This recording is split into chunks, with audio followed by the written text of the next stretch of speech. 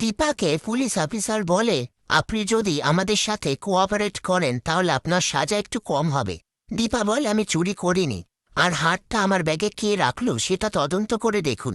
এখান থেকে বেরোবই আমি। সত্যিকে মিথ্যের হাজতে বন্দি করে রাখতে পারবো না। ওদিকে সূর্য আর সাক্ষ্যদীপ বাবু দীপার বেল করানোর জন্য উকিল বাবুর কাছে এসে কথাবার্তা বলে। এরপর রাস্তায় গুন্ডারা জয়কে টাকার জন্য মারধর করলে সেই মুহূর্তে সূর্য এসে বলে, আমার ভাইকে মারধর করছেন কেন? কি চাই আপনাদের? সেই গুন্ডাগুলো বলে 25 লাখ টাকা। তখনই সূর্য 25 লাখ টাকার চেক লিখে তাদেরকে দিয়ে দেয়।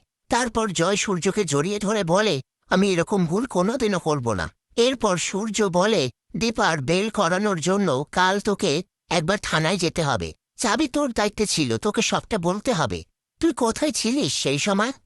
তখনই সোনা সূর্যকে ফোন করে বলে, চারুর অবস্থা খুব খারাপ, তুমি একবার এসো।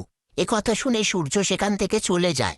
অন্যদিকে মিশকা টিভিতে দেখে দীপাকে চুরির দায়ে থানায় নিয়ে যাওয়া হচ্ছে, আর সূর্য দীপাকে বাঁচানোর জন্য মরিয়া হয়ে উঠেছে। সেটা দেখে মিশকা রেগে যায়।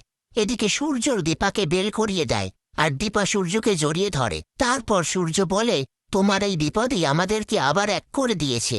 সমস্ত দূরত্ব মিটিয়ে আমরা আবার একসাথে থাকব। দীপা বলে, সেই আগের মতো।